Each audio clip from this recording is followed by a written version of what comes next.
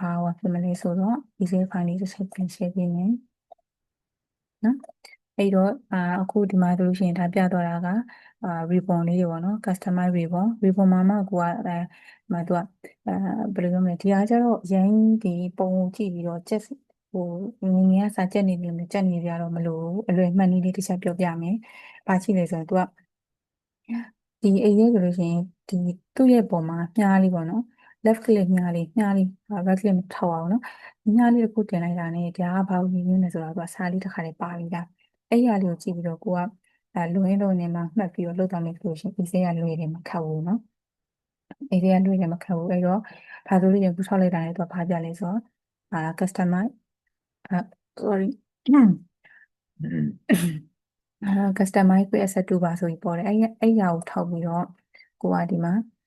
file အသစ်ဖွင့်ခြင်းလည်းရတယ် save ခြင်းလည်းရတယ် print ထုတ်ခြင်းလည်းရတယ် undo redo ဆိုတာလုပ်ပြီးသားအရာကိုရှေ့ကိုပြန်သွားတာနောက်ကိုပြန်ဆုတ်တာသွားလို့ရတယ်ပေါ့နော်ဒါဒီမှာသွားတယ်အဲ့ဒါမှကိုကဒီcustomer report နဲ့မှာသွားပြီးဒီဘက်ဘေးနားမှာကိုအသုံးများတဲ့အရာလေးကိုထည့်ခြင်းလဲဆိုလို့ရှိရင်လေဒီမှာ move command ကိုခေါ်ပြီးတော့ဒီမှာ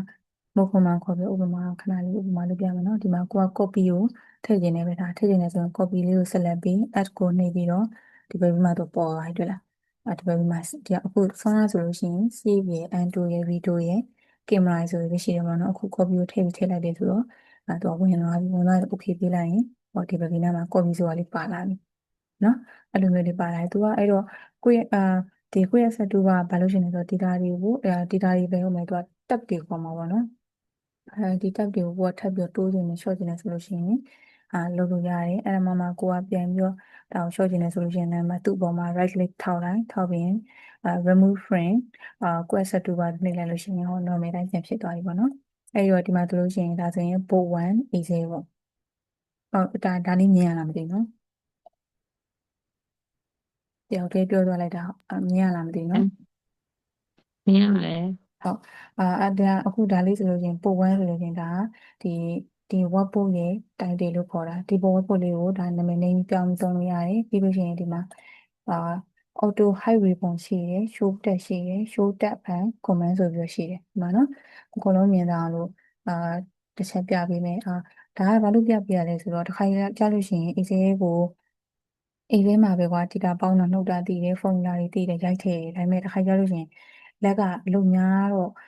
လုံရင်းနဲ့ဘာနှိမ့်မိလဲတော့ဒီဘက်ဘေးကဟာနှိမ့်မိတတ်တယ်နှိမ့်မိတဲ့အခါကျလို့ရှိရင်အဲ့ဒီဘက်ဘေးက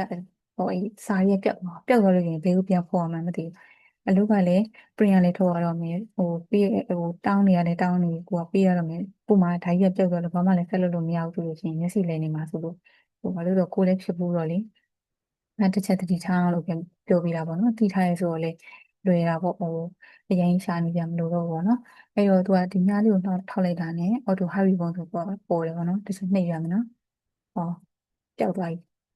ဘာမှမပေါ်တော့ပေါ့တက်တွေလည်းမပေါ်တော့ကိုယ့်ရဲ့ set 2ပိုင်းလည်းဘာမှမပေါ်တော့အဲ့လိုအချိန်မျိုးဆိုရင်ပြာမသွားနဲ့ပေါ့နော်အဲ့တော့ဘာပြန်နှိပ်လဲဒီဘက်ကညားလေးကိုပြန်နှိပ်မှာ show tab ဆိုရင်တော့တက်ပဲကြာအမှန်ကပြန်ပြီးထပ်နှိပ် Twitter and comment ဆိုရင်သူရဲ့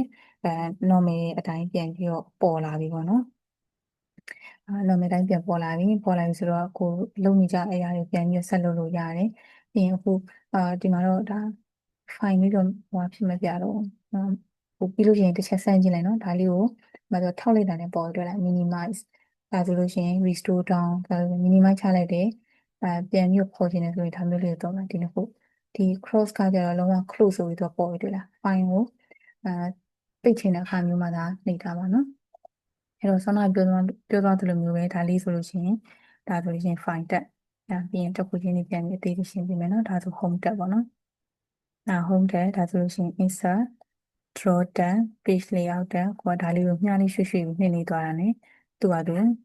ပြောင်းသွားတာပေါ့နော်အဲဆိုလို့ရှိရင် home tab ထဲမှာဆိုလို့ရှိရင် clipboard group font group ဒါ group သူကနဲ့သူသုံးလို့ရတဲ့ group လေးတွေအစင်လိုက်ကလေးပါတယ်ပေါ့နော်အဲ့လိုဆောင်းနာတာပြောသလိုပဲအခုဒီမှာဆိုလို့ရှိရင် active ဆရာဘယ်နေရာမှာရှိနေလဲဆိုတော့ G column row number 8မှာရှိနေတာနော် G column row number 8မှာရှိနေတာ active ဆရာအဲ့ active ဆရာကိုဘယ်မှာကိုက ဒီ row နဲ့ column တွေကိုကြည့်တတ်သေးဘူးဆိုလို့ရှိရင်ဆောနာက name box လို့ပြောခဲ့တဲ့နေရာမှာကိုက base ခွက်မှာရောက်နေလေဆိုတော့ကြည့်လို့ရတယ်ပေါ့နော်အဲ့တော့ကိုက G column row number H မှာထောက်ထားတဲ့အတွက်ကြောင့်မလို့ဒီမှာပေါ်နေလေ GH လို့ပေါ်နေတယ်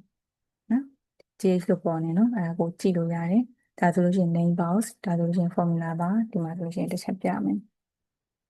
ကိုကစာရိုက်ထည့်လိုက်တယ်အောင်မို့ပေါ့နော်မို့ဒီမှာ